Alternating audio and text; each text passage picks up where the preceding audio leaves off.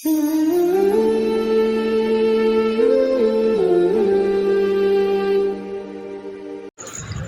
व नसल्ली अला रसूलिहिल करीम अम्मा बाद फ़अऊज़ु बिल्लाहि मिनश शैतानिर रजीम बिस्मिल्लाहिर रहमानिर रहीम अल्हम्दुलिल्लाह तुम्मा अल्हम्दुलिल्लाह। आज हम आयत नंबर 49 सूरह बकरा से स्टार्ट कर रहे हैं। अगला लेसन हमारा, कल हमने आयत नंबर 48 तक पढ़ा था।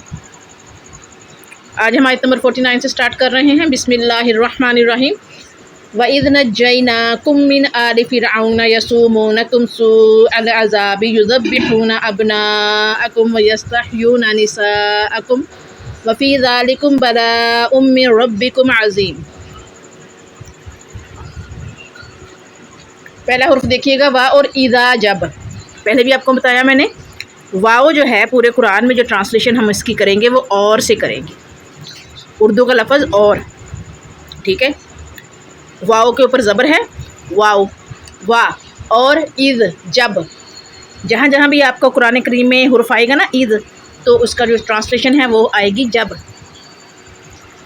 अच्छा अतीका, आपने ना क्लास के बाद मुझे याद करवाइएगा। आज इनको ना 2 पेज सेंड करने, क्योंकि कल इनकी जो है वो तफसीर की क्लास की छुट्टी है, तो हमारी तजवीद की क्लास होगी। तो कल फिर ये लेसन जो है ना ये वाला, ये भी साथ याद करें। 2 पेज जो हैं छोटे छोटे हरूफ के, जो पूरे कुरान पाक में तकरीबन सेम ट्रांसलेशन उनकी आती है, ताकि इनके लिए और आसानी हो जाए। चले जी, इस लेसन देखते हैं। नज्जयनाकुम, हमने तुम्हें रिहाई दी।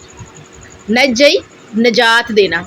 उर्दू का और अरबी का मिलता जुलता हुर्फ है। नज्जई, नजात दी। ना, हमने पूरे कुरान में ना, नून पर ज़बर आ गया अलिफ, ना का ट्रांसलेशन हम से होगी। कुम, तुम्हें। कुम का ट्रांसलेशन जो है कुरान करीम में जहाँ भी आप देखेंगे मोस्टली इसकी जो ट्रांसलेशन है नज्जई, निजात दी, ना, हमने कुम, तुम्हें। इसकी ट्रांसलेशन जो है मोस्टली तुम्हें आएगी जहाँ जहाँ भी कुरान करीम में ये हुर्फ आएगा। मिन से, आले, आल, औलाद, फ़िरऔना, फ़िरौन, आले फ़िरऔना, आले फ़िरौन, फ़िरौन की औलाद। यसूमूनकुम, वो तुम्हें दुख देते थे। सूआ, बुरा, अज़ाबी, अज़ाब। युज़ब्बिहूना, वो ज़िबा करते थे। अब्नाअकुम, तुम्हारे बेटे। वा और यस्तहयूना, जिंदा छोड़ देते थे। निसाअकुम, तुम्हारी औरतें। वा और फ़ी में, ज़ालिकुम, इस। बलाउन, आजमाइश। मिन से, रब्बी, रब। कुम, तुम्हारा। अज़ीमुन, बड़ी। और जब हमने तुम्हें फ़िरौनियों से निजात दी जो तुम्हें बदतरीन अजाब देते थे, वो तुम्हारे लड़कों को मार डालते थे और तुम्हारी लड़कियों को छोड़ देते थे, इसमें तुम्हारे रब की तरफ से बड़ी आजमाइश थी। ये जी इसकी ट्रांसलेशन है, बा मुहावरा भी और लफ्ज़ी भी। इसका जो पिछली आयत से जो बनी इसराइल के हवाले से हमारा टॉपिक चल रहा है, तो पिछली आयत से जो कनेक्शन है कि बनी इसराइल से खिताब अभी भी जारी है। इसमें 2 एहसानात, इस आयत में, इस खिताब में 2 एहसान हैं, 2 एहसानात हैं जिसका तज़किरा फरमाकर नसीहत की गई है। अब हिस्ट्री की तरफ चलते हैं हम, क्योंकि ज़ाहिर सी बात है हम कुरान की तफसीर पढ़ रहे हैं तो थोड़ी सी हिस्ट्री तो बनती है ना। इसलिए मैंने आप लोगों से कहा था कि मैं इसकी जो हज़रत इब्राहीम अलैहिस्सलाम की सीरत, मूसा अलैहिस्सलाम, ईसा अलैहिस्सलाम, यूसुफ अलैहिस्सलाम की जो सीरत मुबारका है वो ज़रूर आप लोगों को करवाऊँगी। ये बनती है क्योंकि कुरान करीम में ये जो अहम वाक़यात हैं उनके लिए आप अलैहिस्सलाम जो हैं उनकी सीरतों को जानना, पढ़ना, समझना ज़रूरी है। यहाँ देखिएगा ज़रा कि अहले तारीख़ बनी इसराइल पर फ़िरौन के बदतरीन मज़ालिम की 2 वजूहात तहरीर करते हैं। जो यानी कि तो तारीख़ लिखने वाले हैं ना, तारीख़ लिखने वाले हैं बनी इसराइल पर फ़िरौन के बदतरीन मज़ालिम की 2 वजूहात, 2 वजह तहरीर करते हैं। एक जमात का नुक्ता नज़र ये है कि उस वक़्त के नजूमियों ने फ़िरौन को इस बात की खबर दी कि बनी इसराइल में एक ऐसा बच्चा पैदा होने वाला है जो बड़ा होकर तेरे इक़्तिदार को चैलेंज करेगा। اور دوسرے لوگوں کا خیال ہے کہ بنی اسرائیل کی بڑھتی ہوئی افرادی قوت کے خوف سے فرعون نے ان کے بچوں کو قتل کرنے اور عورتوں کو باقی رکھنے کا حکم جاری کیا تھا۔ دو وجوہات ہیں، دونوں آپ کے سامنے رکھی کہ کچھ تاریخ دان ہیں ان کا یہ کہنا تھا، اور کچھ کا جو دوسرے نمبر پہ میں نے آپ کو بتایا وہ یاد رکھیے گا۔ یاد رہے، بنی اسرائیل کے جوانوں کا قتل عام اور ان کی بیٹیوں کو باقی رکھنے کا معاملہ دو ادوار میں ہوا۔ ایک دور چلتا ہے، جیسے ابھی دور چل رہا ہے کس کا، جو وزیر اعظم اور جو وزیر اعلیٰ ہے شہباز شریف اور مریم نواز، ان کا دور چل رہا ہے، تو دور کی جمع ہے ادوار۔ تو یہ جو معاملہ ہے دو ادوار میں ہوا، ایک مرتبہ موسیٰ علیہ السلام کی پیدائش کے وقت، اور دوسری مرتبہ موسیٰ علیہ السلام کی نبوت کے وقت۔ سورۃ المومن آیت نمبر 23 میں دیکھیے گا، یہ اس کے بارے میں آپ کو تفصیل مل جائے گی۔ یہاں اللہ تعالیٰ نے بنی اسرائیل کو اپنی نعمتوں کا احساس، آخرت کا خوف اور ان کے ماضی کے المناک درد کا حوالہ دیتے ہوئے سمجھایا ہے کہ آج تم کمزور اور بے خانماں مسلمانوں پر ظلم کر رہے ہو، یعنی آج تم کمزور اور ایسے لوگ جو کمزور ہیں، جو طاقتور نہیں ہیں اور تم سے کم ہیں، ان کے پاس جو ہے وہ جسے کہتے ہیں زور بازو، اس کی طاقت نہیں ہے، ایسے مسلمانوں پر ظلم کر رہے ہو۔ تمہیں وہ وقت بھی یاد رکھنا چاہیے جب فرعون تمہارے جوانوں اور نونہالوں کو سریعام ذبح کرتا تھا اور تمہاری ماؤں اور بہو بیٹیوں کو باقی رہنے دیتا تھا۔ قرآن مجید میں اسے بلائے عظیم قرار دے کر ان تمام جو وجوہات ہیں، مضمرات ہیں، اثرات ہیں، ان کی طرف اشارہ کیا ہے جو مظالم، جو ظلم اور غلام قوم کو پیش آیا کرتے ہیں۔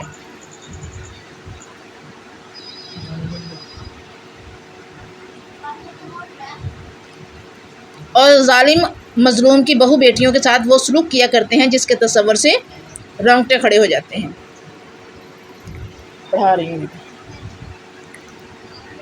اے بنی اسرائیل، پھر اللہ تعالیٰ نے تم پر احسان عظیم کرتے ہوئے ان مظالم سے تمہیں نجات دلائی، تمہاری آنکھوں کے سامنے تمہارے بدترین دشمن کو ذلت کی موت دیتے ہوئے اسے ہمیشہ کے لیے نشان عبرت بنا دیا۔ اس سے دنیا میں تمہاری عظمت و سچائی اور بزرگی کی جو ہے وہ دھوم مچ گئی، یعنی اس کے بارے میں لوگوں کو پتہ چلا، تمہاری عظمت کے بارے میں، سچائی کے بارے میں، بزرگی کے بارے میں لوگوں میں پتہ چلا۔ بنی اسرائیل کے لیے دریا رک گیا اور ان کی آنکھوں کے سامنے دنیا کا بدترین مغرور، سفاک، خدائی کا دعوے دار اور مشکل کشائی کا دعویٰ کرنے والا ڈبکیاں لیتے ہوئے دہائیاں دیتا رہا کہ لوگوں میں موسیٰ اور اس کے رب پر ایمان لاتا ہوں، لیکن آواز آئی کہ تیرا ایمان ہرگز قبول نہیں ہوگا، اب تجھے آئندہ نسلوں کے لیے عبرت کا نشان بنا دیا جائے گا۔ اس کے بارے میں اگر آپ قرآن سے دلیل لینا چاہیں گے نا کہ ہاں جی قرآن میں یہ کہاں لکھا ہے، اس کے بارے میں اور کوئی دلیل، آپ لوگوں کے کوسچن ہوتے ہیں نا اینڈ پہ، تو میں آپ کو پہلے ہی یہ بتا دوں، سورہ یونس آیت نمبر 91 پڑھیے گا، انشاءاللہ تعالیٰ اس کے بارے میں آپ کو یہ ساری چیزیں دوبارہ سے اگین آپ کو پڑھنے کو ملیں گی، سمجھنے کو ملیں گی۔ قیامت کے دن مظلوم بچیاں اس طرح سوال کریں گی۔ سورۃ التکویر آیت نمبر 8 اور 9، سورۃ التکویر آیت نمبر 8 اور 9 جس کی ٹرانسلیشن ہے، اور زندہ درگور لڑکی سے پوچھا جائے گا کہ وہ کس جرم میں ماری گئی تھی۔ یہاں تنبیہ کی گئی ہے، بتایا گیا ہے، خبردار کیا گیا ہے کہ جو بچوں کو قتل کرتے ہیں قیامت کے دن وہ بچہ اللہ تعالیٰ کی بارگاہ میں فریاد کرے گا، اور سوائے اور یہ کہ جو رب کائنات ہے آج اس ظالم سے پوچھا جائے گا، یعنی قیامت کے دن اس ظالم سے پوچھا جائے گا کہ کس جرم کی پاداش میں قتل کیا گیا تھا مجھے۔ بچہ سوال کرے گا، بے شک قاتل والدین ہی کیوں نہ ہوں۔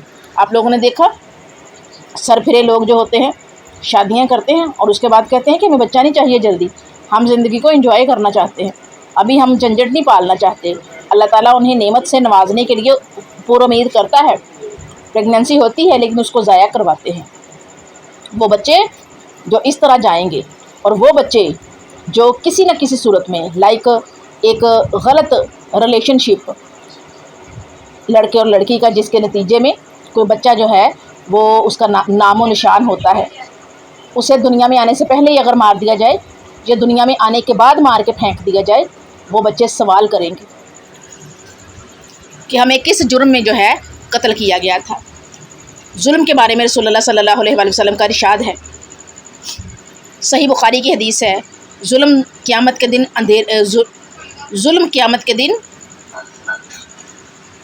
اندھیرے ہوں گے۔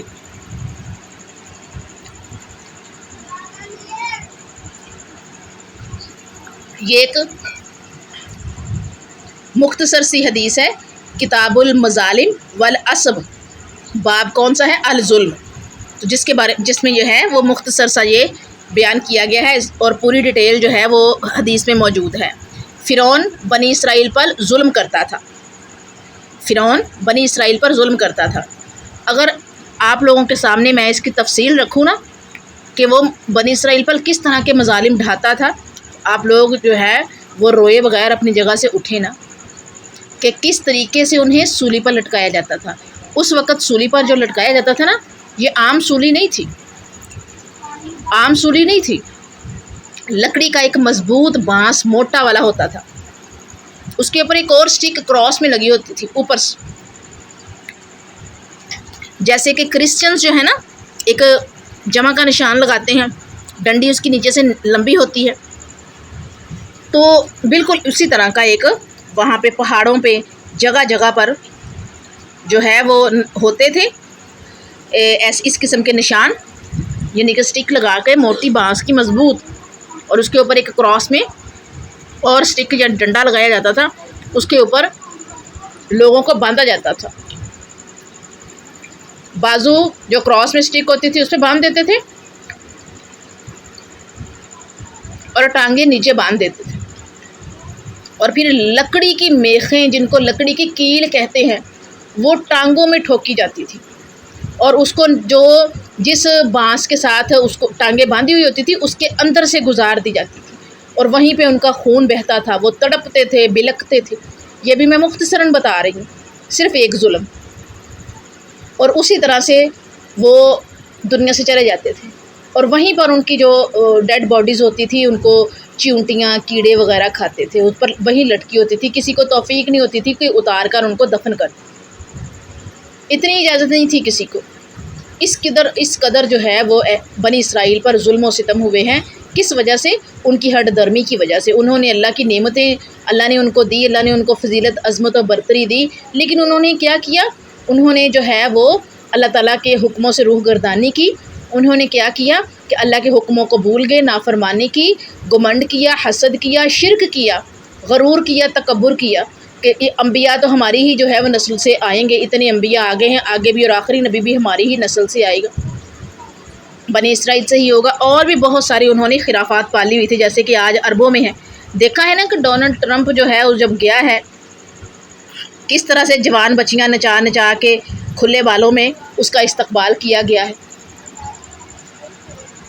دھجیاں بکھیری گئی ہیں سرے عام، اور جو اس کو بوئنگ طیارہ گفٹ میں دیا، اور سونے کی پلیٹیں، چمچ، اور پتہ نہیں کیا کیا، کتنا سونا اس کو گفٹ میں دیا ہے، یہ عیاشی ہی تو ہے۔ 700-600 ارب ڈالر کی سرمایہ کاری کے لیے دستخط ہوئے وہاں پر۔ تو اسی طرح کی جو ہے وہ خرافات ہوئی تھی بنی اسرائیل میں بھی، جس کی سزا کے طور پر پھر ان پر فرعون مسلط ہوا۔ اور پھر جب میں نے آپ کو پہلے بھی بتایا نا کہ ایک صحرا میں، کچھ آیات پہلے میں نے پڑھایا تھا کہ ایک صحرا میں 40 سال تک وہ کھپتے رہے ہیں، اور اس کے بعد ان کی دعا قبول ہوئی اور پھر ان کو عظمت ملی۔ تو یہاں بھی دیکھیے گا فرعون بنی اسرائیل پر ظلم کرتا تھا، فرعون بنی اسرائیل کے لڑکوں کو قتل اور لڑکیوں کو زندہ رکھتا تھا۔ ظلم مظلوم پر باری آزمائش ہوتی ہے، اللہ تعالیٰ نے فرعون کو ڈبویا اور بنی اسرائیل کو بچا لیا۔ اب ہم قرآن سے تفسیر دیکھتے ہیں کہ فرعون کے مظالم۔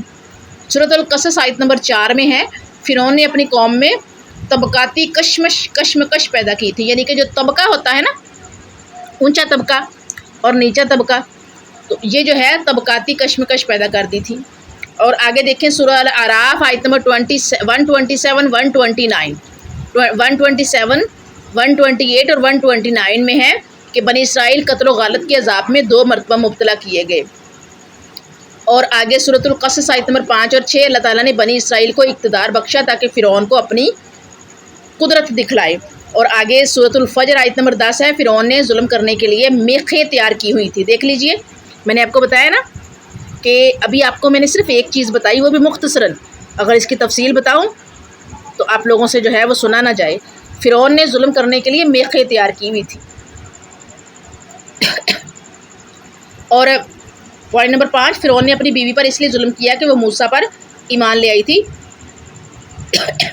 سورۃ التحریم آیت نمبر 11۔ جی آگے دیکھیے گا آیت نمبر 50۔ الحمدللہ آیت نمبر 50 ہماری آج کمپلیٹ ہو رہی ہے۔ وَإِذْ فَرَقْنَا بِكُمُ الْبَحْرَ فَأَنْجَيْنَاكُمْ وَأَغْرَقْنَا آلَ فِرْعَوْنَ وَأَنْتُمْ تَنْظُرُونَ کہ وا اور از جب دیکھ لیجئے، یہاں بھی واو کا ٹرانسلیشن اور از کا جب آیا ہے۔ فرقنا، فرق پھاڑا نہ ہم نے، یہاں پر نون پہ زبر آگے الف ہے تو نا کا معنی ہم آیا ہے، دیکھ لیں۔ فرقنا ہم نے پھاڑ دیا، بکم تمہارے لیے، بحرا دریا، فاپس انجینا پس نجات دی، نہ ہم نے کم تمہیں، پھر تمہیں نجات دی، پھر تمہیں بچا لیا، وا اور اغرقنا اور ہم نے غرق کر دیا، ہم نے ڈبو دیا، آل فرعون آل فرعون کو یعنی اولاد فرعون کو، وا اور انتم تم تھے تنظرون دیکھ رہے۔ اور جب ہم نے تمہارے لیے دریا کو پھاڑ دیا اور تمہیں اس سے بچا لیا اور فرعونیوں کو تمہاری نظر کے سامنے دریا میں غرق کر دیا۔ تو یہاں بھی اس آیت میں بھی یہ جو ہے وہ گواہی دی گئی ہے کہ جب ہم نے تمہارے لیے دریا کو پھاڑا، یعنی موسیٰ علیہ السلام اور ان کے جو پیروکار تھے وہ جب نکلے وہاں سے اللہ کے حکم سے دریا تک پہنچے، اور پیچھے فرعون اور اس کی قوم تھی اور اس کے جو ہے وہ ہرکارے تھے، یعنی کہ اس کے جو ہے وہ باڈی گارڈ یا فوج لگا لے وہ تھے، تو پھر موسیٰ علیہ السلام نے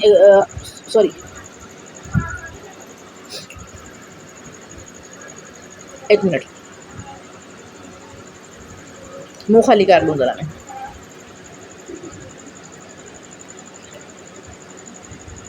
جی تو پھر لوگ جو تھے، جو اس وقت کے جو نبی وہاں پہ کھڑے تھے، وہ اور لوگ وہ دیکھا انہوں نے کہ پیچھے فرعون ہے، آگے دریا ہے، کیا کریں؟ تو پھر ظاہر ہے نبی تھے، اللہ تعالیٰ نے دماغ میں ڈال دی تھی نا بات، تو انہوں نے دعا کی، اللہ تعالیٰ نے کیا کیا کہ دریا کو پھاڑ دیا، ادھر کا دریا ادھر کر دیا اور ادھر کا ادھر، یعنی کہ رائٹ کا رائٹ سائڈ پہ اور لیفٹ کا لیفٹ سائڈ پہ، درمیان میں سے راستہ بنا دیا۔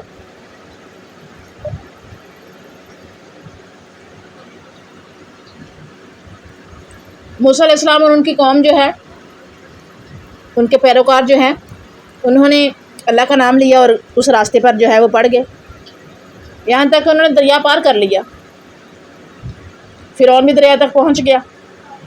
جب انہوں نے دیکھا تو جب دریا میں سے جو ہے وہ دریا پار کرنے والے تھے، فرعون اور اس کی قوم بھی پہنچ گئی وہاں پر، تو کیا ہوا کہ فرعون نے بھی کہا کہ چلو بھی تم لوگ بھی وہ پار کر سکتے ہیں نا، تو ہم بھی ان کے پیچھے پار کر سکتے ہیں۔ انہوں نے بھی جو ہے وہ دریا میں کود پڑے، اس راستے پر جس راستے سے موسیٰ علیہ السلام ان کی قوم جو ہے جا رہی تھی اور دریا پار کر رہی تھی۔ وہ دوسرے کنارے تک پہنچے، اس کے بعد کیا ہوا کہ ان کی نظروں کے سامنے ہی فرعونی جو ہے وہ ڈوب گئے، پانی جو ہے اللہ کے حکم سے دوبارہ سے مل گیا اور اسی پانی میں وہ غرق ہو گئے۔ آگے آیت نمبر 51 دیکھیے گا، وا اور اذ جب وعدنا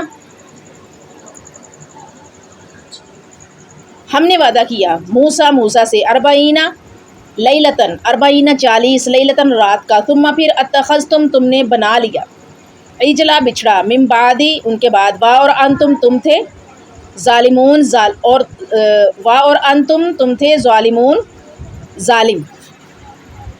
یہ آیت نمبر 51 ہے، وَإِذْ وَعَدْنَا مُوسَىٰ 40 لَيْلَةً ثُمَّ اتَّخَذْتُمُ الْعِجْلَ مِن بَعْدِهِ وَأَنْتُمْ ظَالِمُونَ، جس کی ٹرانسلیشن ہے، اور جب ہم نے موسیٰ علیہ السلام سے 40 راتوں کا وعدہ لیا، پھر تم نے اس کے بعد بچڑا پوجنا شروع کر دیا اور تم ظالم بن گئے۔ یہاں پر بھی جو ہے وہ بھی بنی اسرائیل سے ہی خطاب جاری ہے، بنی اسرائیل پر تیسرا اور چوتھا احسان جو ہے اس کا تذکرہ ہے یہاں پر۔ اللہ تعالیٰ نے حضرت موسیٰ علیہ السلام کو مدین کے علاقہ سے واپسی کے وقت، مدین ایک علاقہ ہے، قوم مدین کا بھی تذکرہ آئے گا انشاءاللہ تعالیٰ قرآن کریم میں آپ لوگ سنیں گے۔ اللہ تعالیٰ نے حضرت موسیٰ علیہ السلام کو مدین کے علاقہ سے واپسی کے وقت سفر کے دوران نبوت سے سرفراز فرمایا اور وہ معجزے عطا فرمائے۔ کون سے والا؟ لاٹھی کا اژدہا بن جانا اور ہاتھ کا روشن ہو جانا۔ ان معجزات کے ساتھ موقع بہ موقع حضرت موسیٰ علیہ السلام کو ہدایت ملتی رہی، جن میں حضرت موسیٰ علیہ السلام اور حضرت ہارون علیہ السلام کو فرعون کے پاس جا کر نہایت نرمی کے ساتھ سمجھانے کی ہدایت، توحید کے دلائل، بنی اسرائیل کی آزادی کا مطالبہ، مظلوم بنی اسرائیل کو صبر اور نماز کی تلقین اور ہر قسم کی رہنمائی کا بندوبست، حضرت موسیٰ علیہ السلام اور فرعون کے مجادلہ کے نتیجہ میں، یعنی ان کا جو مکالمہ ہوا تھا، مجادلہ ہوا تھا، آپس میں بحث ہوئی تھی، اس کے نتیجہ میں جادوگروں سے مقابلہ، اللہ تعالیٰ کی طرف سے عظیم کامیابی کا حصول، جس کے نتیجے میں جادوگروں کا موقع پر ہی اللہ تعالیٰ کے حضور سجدہ ریز ہونا اور برملا موسیٰ علیہ السلام پر ایمان لانے کا اعلان کرنا، جس کی تفصیل اپنے مقام پر بیان ہوگی، یعنی کہ یہاں پر اس کی تفصیل نہیں ہے، تفصیل آگے بیان ہوگی۔ اب آپ یاد رکھیے گا کہ یہ جو جادوگر ہیں نا، جنہوں نے جان لیا کہ موسیٰ علیہ السلام کوئی عام نہیں ہے، اللہ کی طرف سے ہیں، ان کے پاس کوئی جادو نہیں ہے، اللہ کی طرف سے کوئی معجزہ ہے، تو انہوں نے موقع پر ہی جو ہے وہ موسیٰ علیہ السلام کے سامنے جو ہے وہ ایمان لانے کا اعلان بھی کر دیا اور اللہ کے حضور سجدہ ریز بھی ہو گئے، اور انہی جادوگروں کا برا حشر فرعون نے بعد میں کیا تھا، اور پہاڑوں کی چوٹیوں پر ان میں سے بہت سو کی لاشیں ملی تھیں، میخیں گڑی ہوئی تھیں ان کی ٹانگوں میں۔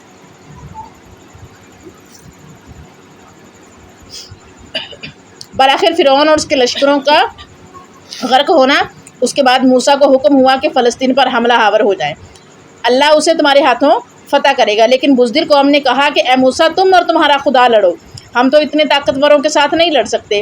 اس کے پاداش میں، اس کے نتیجے میں انہیں سینا کے ریگستان میں 40 سال کے لیے مقید کر دیا گیا، یعنی قید کر دیا گیا، وہاں سے نکلنے کا حکم ہی نہ ہوا، راستہ ہی نہ ملا۔ جو تھوڑی دیر پہلے میں نے آپ کو ذکر کیا تھا نا، یا شاید میں نے پڑھا دیا آپ کو لیسن یہ والا، آئی تھنک میں نے پڑھایا ہے، تو یہ اس کا ذکر دوبارہ آ گیا ہے۔ تو دیکھیے گا ذرا کہ موسیٰ علیہ السلام کو حکم ہوا کہ آپ کوہ طور پر 30 دن کے لیے حاضری دیں۔ جب 40 سال تک وہ لوگ جو ہے مقید ہو گئے ریگستان میں، تو موسیٰ علیہ السلام کو اب حکم ہوا اللہ کی طرف سے کہ آپ کوہ طور پر 30 دن کے لیے حاضری دیں، تاکہ آپ کو تحریری طور پر تختیوں کی شکل میں تورات عنایت کی جائے۔ حضرت موسیٰ علیہ السلام طور سینا پر تشریف لے گئے، فروکش ہوئے، یعنی کہ گئے وہاں پر تشریف لے کے گئے، تو 30 دن کی مدت کو 40 دن میں تبدیل کر دیا گیا، یعنی 30 دن کا کہا تھا، اور وہ اپنی قوم سے بھی 30 دن کا کہہ کے گئے تھے، اور حضرت ہارون علیہ السلام کو اپنے پیچھے چھوڑ کے گئے تھے اپنی جگہ پر قائم مقام، کہ ان کو جو ہے وہ ہدایت کی طرف بلاتے رہنا۔ بنی اسرائیل اس قدر احسان فراموش اور سنگ دل قوم تھی کہ جو ہی ان کا دشمن غرقاب ہوا، بنی اسرائیل یعنی کہ وہ فرعون جو ہے وہ غرق ہوا، یہ دریا عبور کر کے بھی تھوڑی ہی دیر چلے تھے کہ راستے میں انہوں نے ایسے لوگوں کو دیکھا جو بتوں کے سامنے اعتکاف کر رہے تھے، طواف کر رہے تھے اور مراقبہ کر رہے تھے۔ بنی اسرائیل اللہ کے احسانات کو فراموش کرتے ہوئے کیا کیا انہوں نے؟ بنی اسرائیل موسیٰ سے مطالبہ کرنے لگے کہ ہمیں بھی ایسا ہی معبود بنا دیجیے۔ حضرت موسیٰ نے شرک کے نقصانات بتاتے ہوئے فرمایا کہ یہ قوم تو ہلاکت اور بربادی کے کنارے پہ کھڑی ہے، جن کی یہ پوجا کر رہے ہیں وہ باطل اور ان کا یہ عمل شرک ہے۔ کیا تم اللہ کے بغیر کسی اور کو معبود مانتے ہو، جبکہ اس نے تمہارے دشمن کو غرق کر کے پوری دنیا میں تمہیں ممتاز کیا، تمہیں فضیلت دی، تمہیں برتری دی ہے۔ اس وقت تو یہ لوگ باز آئے، لیکن غلامانہ ذہن تھا ان کا، غلامی میں جکڑے ہوئے ذہن تھے ان کے۔ غلامانہ ذہن رکھنے والی قوم شرک سے کس طرح باز آ سکتی تھی؟ جو ہی حضرت موسیٰ علیہ السلام 40 دن کے لیے کوہ طور تشریف لے گئے، تو سامری نام کے ایک آدمی نے سونے کا ایک بچھڑا بنا لیا۔ اب سامری جادوگر جو ہے آپ لوگوں نے سنا ہوا، ہم بچپن سے یہ کریکٹر جو ہے وہ کارٹونز میں اور مختلف ڈراماز میں دیکھتے آ رہے ہیں، تو یہ سامری کا نام یہیں سے آیا ہے۔ تو سامری نام کے ایک آدمی نے سونے کا ایک بچھڑا بنا کر انہیں کہا کہ یہی وہ خدا ہے جس کی تلاش میں موسیٰ کوہ طور پر بیٹھے ہیں۔ انہوں نے سب کچھ فراموش کرتے ہوئے بچھڑے کی عبادت شروع کر دی۔ اس کا تذکرہ آپ کو سورۃ طٰہٰ آیت نمبر 88 اور 87 میں بھی ملے گا۔ مسائل اس کے یہ ہیں کہ غیر اللہ کی پوجا یعنی شرک بہت بڑا ظلم ہے۔ پوائنٹ نمبر 2 یہ ہے کہ اللہ تعالیٰ آدمی کو ڈیل دے تو اسے توبہ اور شکر کرنا چاہیے، اور اس کا مسئلہ نمبر 3 ہے کہ تورات موسیٰ علیہ السلام پر نازل ہوئی جو بنی اسرائیل کے لیے ہدایت کا سرچشمہ تھی، اور مسئلہ نمبر اس کا 4 ہے کہ حضرت موسیٰ علیہ السلام کو بڑے بڑے معجزات عنایت کیے گئے۔ اب ہم قرآن کریم سے بھی اس کی تھوڑی سی تفسیر دیکھ لیتے ہیں کہ اللہ تعالیٰ کا موسیٰ سے وعدہ نمبر 1 سورہ اعراف آیت نمبر 142، موسیٰ علیہ السلام سے پہلے 30 راتوں کا وعدہ ہوا، پھر مزید 10 راتوں کا اضافہ کر دیا گیا۔ اس میں بھی حکمت تھی اللہ تعالیٰ کی، اس پہ بھی غور کیجئے گا، انشاءاللہ تعالیٰ اس پہ بھی بات کریں گے۔ جیسے میں آپ لوگوں سے کہتی ہوتی ہوں نا کہ میں ایک چیز ہے اس پہ پھر غور کرتی ہوں مختلف زاویوں سے، کہ اس میں ہماری صحت کے حوالے سے کیا اچھائی اللہ تعالیٰ نے رکھی ہے، ہمارے مختلف جو ہے وہ اعضاء کی اس میں کیا جو ہے وہ اچھائی ہے، اس میں فائدہ کیا ہے، ہمارا دینی فائدہ کیا ہے، دنیاوی فائدہ کیا ہے، تو اس پہ بھی جو ہے انشاءاللہ تعالیٰ میں آپ کو بتاؤں گی۔ اور نمبر 2 ہے سورہ اعراف آیت نمبر 143، 44 اور 45۔ اسی مدت میں انہیں تختیوں کی شکل میں تورات عنایت کی گئی۔ فرقان کیا ہے؟ فرقان سے مراد ہے معجزات، سورہ بقرہ آیت نمبر 53۔ اور فرقان قرآن مجید جو ہے وہ قرآن مجید فرقان ہے، اور سورہ فرقان آیت نمبر 1 میں اس کا تذکرہ ہے۔ یوم بدر یوم فرقان ہے، سورہ انفال آیت نمبر 41۔ اور تقوی فرقان کا ذریعہ ہے، سورہ انفال آیت نمبر 29۔ یہ ہماری آیت نمبر 51 یہاں پر کمپلیٹ ہو گئی ہے۔ اچھا جی، آگے ہم آیت نمبر 52 دیکھیں گے۔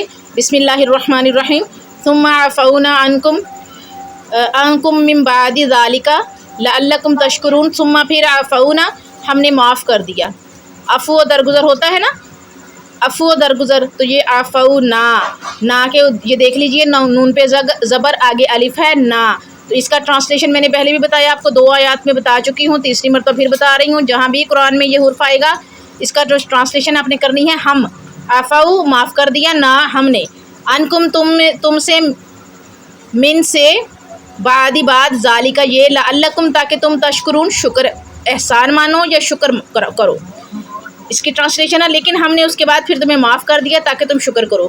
یہاں اس آیت میں مختصراً بتایا گیا ہے، چونکہ یہ آیت اس پچھلی آیت کے ساتھ ہی، آیت نمبر 51 کے ساتھ ہی تھی، لیکن میں الگ پڑھتی ہوں تاکہ آپ لوگوں کو تھوڑا سا الگ سے سمجھا دوں کہ جی اس میں جو ہے وہ بتایا گیا ہے اللہ تعالیٰ کی طرف سے کہ پھر میں نے تمہیں معاف کر دیا تاکہ تم احسان مانو میرا، شکر کرو میرا، شکر گزاری کرو، اور جب تم نے معافی مانگی، توبہ کی، تو میں نے تمہیں معاف کر دیا۔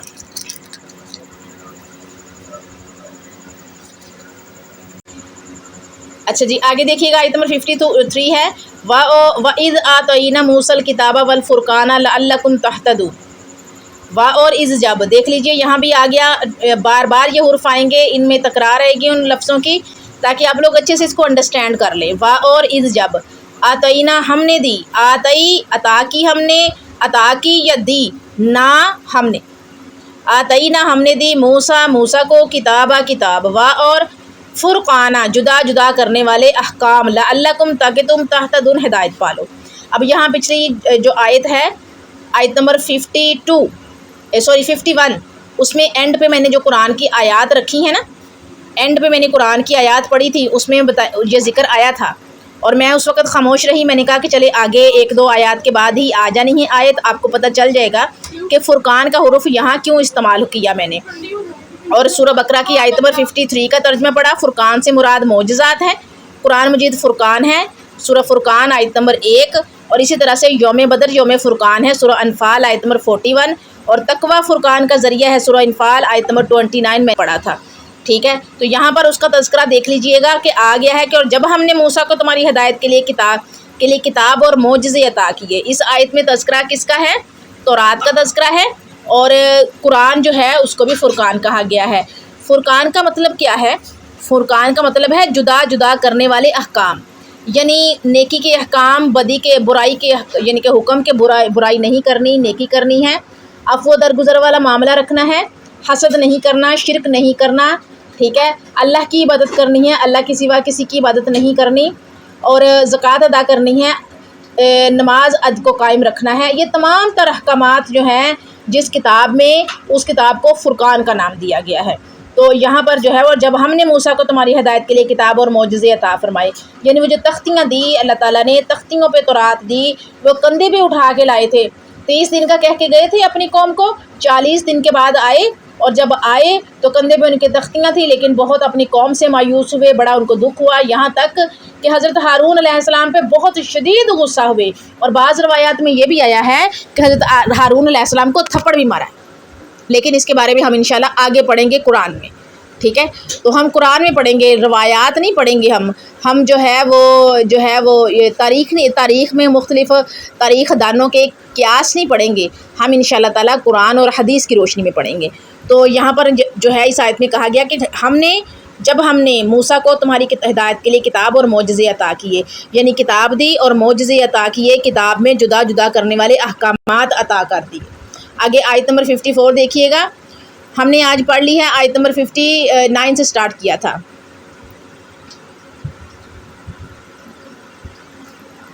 5 آیات ہو گئی ہیں، مجھے بتائیے گا ایک آیت اور پڑھا دوں، کیونکہ یہ 2 آیات تو بہت چھوٹی سی ہیں، ان کی ٹرانسلیشن جو ہے اسی میں اس کی جو ہے وہ تفسیر موجود تھی۔ تو یہ 6ویں آیت پڑھیں گے آپ کہ نہیں پڑھیں گے؟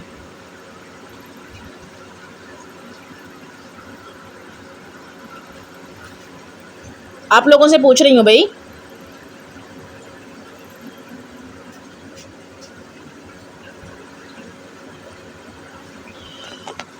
آیت نمبر 54 وَإِذْ قَالَ مُوسَىٰ لِقَوْمِهِ يَا قَوْمِ إِنَّكُمْ ظَلَمْتُمْ أَنفُسَكُمْ بِاتِّخَاذِكُمُ الْعِجْلَ فَتُوبُوا إِلَىٰ بَارِئِكُمْ فَاقْتُلُوا أَنفُسَكُمْ ذَٰلِكُمْ خَيْرٌ لَكُمْ عِندَ بَارِئِكُمْ فَتَابَ عَلَيْكُمْ إِنَّهُ هُوَ التَّوَّابُ الرَّحِيمُ۔ اور اس جب قالا کہا موسیٰ نے لقومہ اپنی قوم سے، یا قومی اے قوم، انکم بے شک تم، ظلمتم ظلم کیا تم نے، انفسکم اپنے اوپر یا اپنی جانوں پر یا اپنے نفس پر، باتخاذکم تم نے بنا لیا عجلا بچڑا، فپستوبو تم رجوع کرو، الی طرف بارئکم تمہارا پیدا کرنے والے، فاپس اقتلو تم ہلاک کرو، انفسکم اپنی جانیں، ذالکم یہ خیرن بہتر ہے، لکم تمہارے لیے، عند نزدیک، بارئکم تمہارا پیدا کرنے والا، فاپس توبہ اس نے توبہ قبول کی، علیکم تمہاری، انہ ہوا بے شک وہ، تواب توبہ قبول کرنے والا، رحیم رحم کرنے والا ہے۔ اور جب موسیٰ نے اپنی قوم سے کہا ہے میری قوم بچھڑے کو معبود بنا کر تم نے اپنی جانوں پر ظلم کیا ہے، اب تم اپنے رب کے حضور توبہ کرو اور اپنے آپ کو قتل کرو، تمہارے رب کے نزدیک اسی میں بہتری ہے، تو اس نے تمہاری توبہ قبول کی، وہ توبہ قبول کرنے والا اور نہایت رحم کرنے والا ہے۔ اب یہاں پر جو ہے پچھلی آیات میں بھی یہ سلسلہ چل رہا ہے کہ سنگین جرم معاف کرتے ہوئے 5واں احسان اللہ تعالیٰ نے کیا۔ جو سنگین جرم تھا، شرک تھا ان کا، بچھڑے کو معبود بنانا، اس کی پوجا کرنا، تو یہ جو سنگین جرم ہے اس کو معاف کرتے ہوئے 5واں احسان رب کائنات نے کیا۔ جب موسیٰ علیہ السلام کوہ طور سے اتر کر اپنی قوم کی طرف آئے تو انہوں نے بچھڑے کو جلا کر دریا میں پھینک دیا اور فرمایا اللہ کا حکم ہے، اللہ تعالیٰ کا حکم ہے کہ جن لوگوں نے شرک کا ارتکاب کیا، جن لوگوں نے شرک کیا، ان کے رشتہ داروں کی ذمہ داری ہے کہ وہ انہیں اپنے ہاتھوں سے قتل کر دیں، یہی تمہاری توبہ ہے اور یہی توبہ کا طریقہ تمہارے رب کے ہاں مقبول ہے، یعنی کہ قابل قبول ہے۔ جب مشرک ہزاروں کی تعداد میں قتل ہو چکے تو اللہ کی بارگاہ میں حضرت موسیٰ علیہ السلام نے ان کی معافی کی درخواست پیش کی، جس کو قبول کرتے ہوئے رب کریم نے باقی جو بچے ہوئے لوگ ان کی توبہ قبول فرمائی، کیونکہ اللہ تائب ہونے والوں کی توبہ قبول کرتا ہے۔ بنی اسرائیل کے مشرکوں کو ختم کرنے اور ایمانداروں کے ایمان کو پرکھنے کے لیے توبہ کا یہ طریقہ اس لیے مقرر کیا گیا تاکہ لوگ شرک کے بدترین گناہ اور اس کی سنگینی سے آگاہ ہو کہ کس قدر سنگین جرم ہے شرک کرنا، اور آئندہ شرک کرنے کا تصور بھی ان کے دل میں پیدا نہ ہو سکے۔ توبہ کے متعلق نبی کریم صلی اللہ علیہ وسلم کے جو ارشادات ہیں وہ یہ ہیں، صحیح مسلم کتاب التوبہ، حضرت ابو موسیٰ رضی اللہ تعالیٰ عنہ نبی کریم صلی اللہ علیہ وسلم سے بیان کرتے ہیں کہ آپ نے فرمایا یقیناً اللہ عز و جل رات کو اپنا ہاتھ بڑھاتے ہیں تاکہ دن کو خطائیں کرنے والا توبہ کر لے، اور دن کو ہاتھ پھیلاتے ہیں تاکہ رات کو گناہ کرنے والا توبہ کر لے۔ یہ سلسلہ سورج کے مغرب سے طلوع ہونے تک جاری رہے گا، یعنی قیامت کی صبح تک، قیامت سے آنے سے پہلے سورج مغرب تک سے طلوع ہوگا، تو سورج کے مغرب سے طلوع ہونے تک جاری ہوگا، لیکن جب سورج مغرب سے طلوع ہو جائے گا پھر کسی کی بھی توبہ قبول نہیں ہوگی۔ اسی طرح سے ابن ماجہ کتاب الزہد میں ہے، حضرت عبداللہ بن مسعود بیان کرتے ہیں رضی اللہ عنہ، رسول اللہ صلی اللہ علیہ وآلہ وسلم نے فرمایا گناہ سے توبہ کرنے والا ایسے ہی پاک ہو جاتا ہے جیسے اس نے کوئی گناہ کیا ہی نہیں ہے، لیکن خالص نیت کے ساتھ توبہ کرے۔ اسی طرح سے صحیح مسلم میں ہے کتاب التوبہ، باب فی الحض علی التوبہ، رسول اللہ صلی اللہ علیہ وآلہ وسلم نے فرمایا جب بندہ اللہ تعالیٰ کے حضور توبہ کرتا ہے تو اللہ تعالیٰ اس کے توبہ کرنے پر اس بندے سے بھی زیادہ خوش ہوتا ہے جو کہ چٹیل یعنی کہ صاف میدان میں اپنی سواری پر تھا اور اس کی سواری گم ہو گئی جس پر اس کا کھانا پینا تھا۔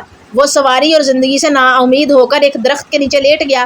اچانک اس کی سواری مل گئی۔ وہ خوشی میں آ کر غلطی سے یہ بات کہہ دیتا ہے کہ اے اللہ تو میرا بندہ ہے اور میں تیرا رب ہوں، یعنی وہ غلطی سے کہتا ہے خوشی میں آ کر۔